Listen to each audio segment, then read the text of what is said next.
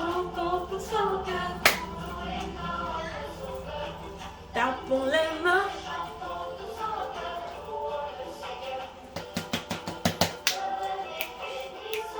Bonjour, bonjour, bonjour, bonjour à la maison, bonjour à tous nos auditeurs qui nous regardent encore aujourd'hui. Nous sommes très heureuses d'être de retour avec vous pour la rentrée scolaire. C'est la rentrée scolaire.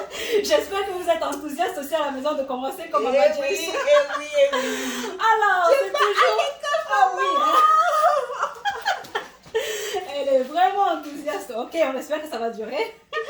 Alors, c'est toujours la Bible ouverte, Maman James, que nous ouvrons notre émission. Alors, on commence avec quel verset encore? Madame, je peux m'asseoir? Oui, bien sûr, tu peux t'asseoir. Merci la maîtresse. Alors, on va commencer avec le livre de Matthieu. L'évangile de Matthieu, on va lire Matthieu au chapitre 6, verset 33, qui dit, je lis, « Mais cherchez premièrement le royaume de Dieu et sa justice, et toutes ces choses vous seront données par-dessus. » Alors, bonne rentrée à tous. Pour vous servir, je suis Maman Edith et vous l'avez bien deviné, mon élève. Maman James, bébé James. Ah oui, c'est pas ça. Qui est déjà installé pour la rentrée scolaire. On va vérifier ses fournitures plus tard. Alors, on commence. Bonjour Maman James. Bonjour, alors, je devrais maîtresse. dire élève James. Je ne sais plus. Bonjour la maîtresse, bonjour Maman Edith. Oui, j'espère que tu as passé de belles vacances. Oui, mais sinon j'ai encore sommeil. Ah, parce que les choses, ça va commencer très vite, les choses sérieuses. Parce que ici, ça va très vite, hein. Alors, par où on commence? Je vois que tu as un sac déjà prêt et Déjà prêt. Ça nous rappelle la rentrée scolaire. En tout cas, il est très joli ton sac. Oui, mais je n'ai pas oublié quelque chose, la parole de Dieu dans mon sac, parce que comme tu l'as dit tantôt, Je vois cherche premièrement le royaume des cieux. C'est ça que je cherche premièrement. Et je sais que le Seigneur va bénir mes études. Ouais! Applaudissez pour moi à la maison. Hein? Oui, on applaudit. Alors, la rentrée scolaire, c'est quelque chose... on a les enfants qui vont aller à l'école. Ouais. Mais c'est vrai qu'en tant que parents, on aime savoir les enfants qui réussissent à l'école, on veut qu'ils aient les bonnes notes, qu'ils se comportent bien, qu'ils soient parmi les meilleurs et tout, parce que chaque parent aimerait savoir son enfant réussir, devenir quelqu'un d'important demain. Oui. Et toi, est-ce que tu ne voudrais pas que ton enfant réussisse? Bien sûr, je veux que mon enfant réussisse aussi. Mais il y a une question aussi qu'il faut se poser. Mais est-ce que ça doit être tout, Maman James? Est-ce que ça doit seulement tourner autour de l'école ou il y a quelque chose de plus important qui doit aussi attirer notre attention, qui doit nous réveiller, sur lequel on doit vraiment se focaliser? Bah oui, la clé de toute chose, c'est le Seigneur. C'est lui qui tient la première place. C'est lui qui pouvoir, qui arrange toutes choses, qui donne l'intelligence, la sagesse. Et qu'est-ce que c'est beau de commencer sa journée avec le Seigneur, et surtout que nos enfants commencent par lui avant d'abord l'école. Nous tous on veut que nos enfants réussissent, mais le Seigneur d'abord.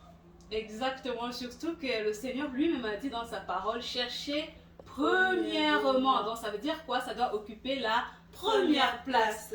Nous tous, on veut que les enfants réussissent. Mais n'oubliez pas les parents que la réussite scolaire passe par la réussite spirituelle. Exactement. Parce que c'est ça la clé de la réussite. Ah oui.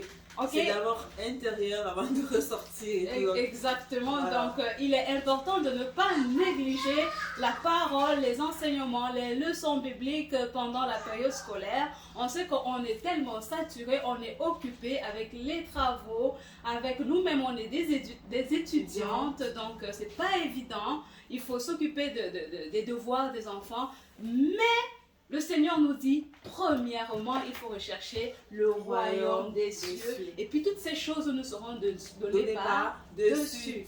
Donc voilà, c'est pour ça qu'il est important. Je ne sais pas comment vous vous organisez à la maison, mais peut-être, Maman James, tu pourrais peut-être nous partager comment est-ce que toi tu t'organises avec les enfants à la maison pour pour justement rester, pour leur permettre de rester en contact avec cette parole de Dieu au quotidien? Ouais, je pense que c'est un travail qui ne cesse jamais.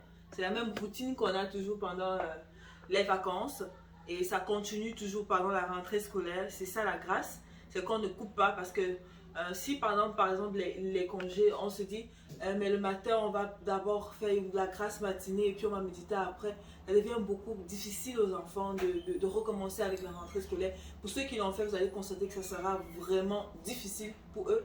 Par contre, pour ceux qui ont toujours continué le même rythme, se lever tôt le matin avec les enfants et voilà, ouvrir la Bible, comme par la grâce de Dieu, moi je le fais déjà, c'est beaucoup plus facile, ça ne change pas grand chose.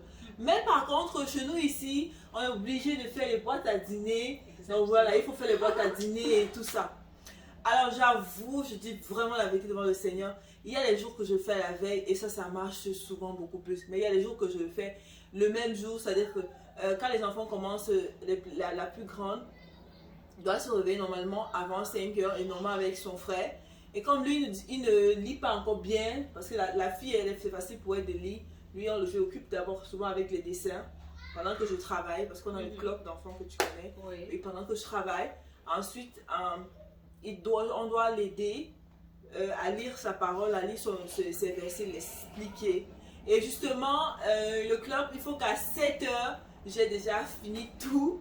Et pour vite apprêter, voilà, pour vite apprêter peut-être un sandwich, ça dépend de ce que je vais faire parce que le plus souvent, ce que je fais, quand c'est le même jour, j'ai déjà apprêté quand même certaines choses à la veille, ça c'est sûr. Je ne fais pas tout que le matin. Donc c'est un peu comme ça que j'essaye de m'en sortir parce que le bus vient le prendre à 7h35.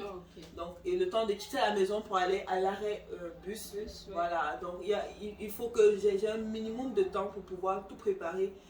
Pendant que je suis en train de tout préparer, eux, c'est à l'heure là, donc maintenant qu'ils prennent le petit déjeuner. D'abord la parole de Dieu, après, ils mangent.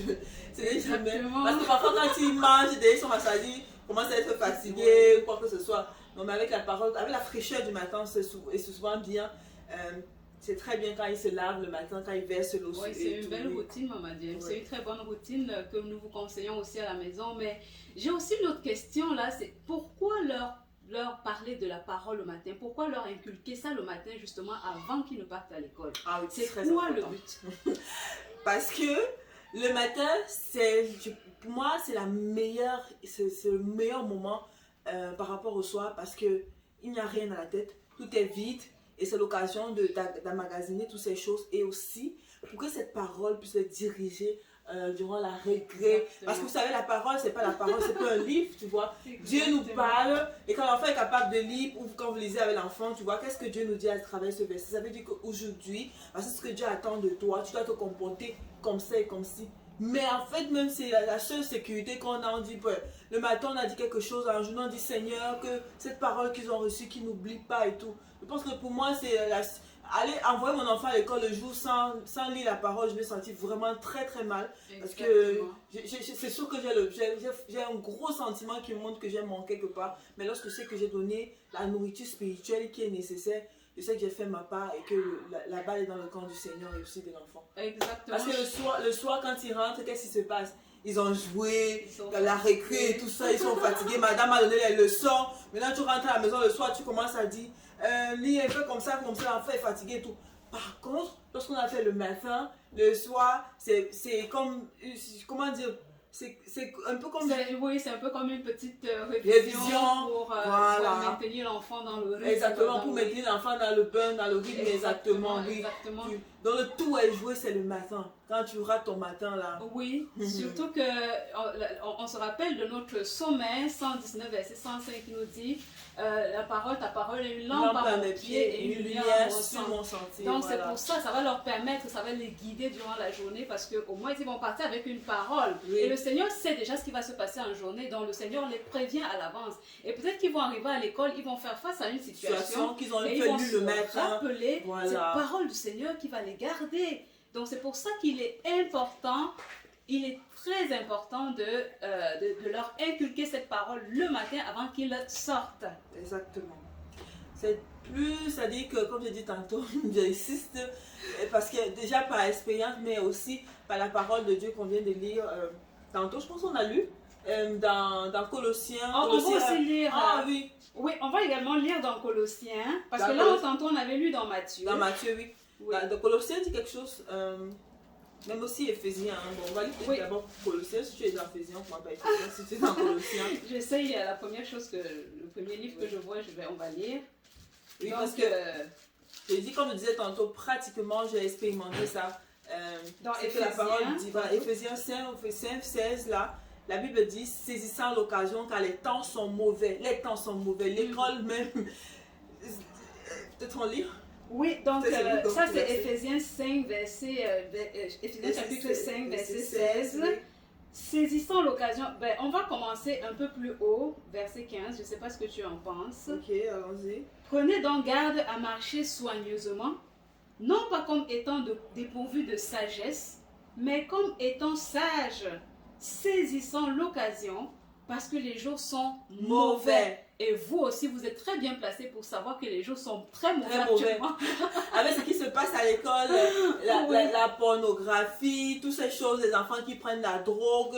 Mais attends ma soeur, comment est-ce qu'on peut avoir le calme d'envoyer nos enfants à l'école sans rien leur donner spirituellement? Sans mettre des barrières. Oui, sans mettre des barrières. Exactement, sans mettre des barrières. La parole de Dieu est une barrière, une muraille pour le protéger. Comment c'est possible?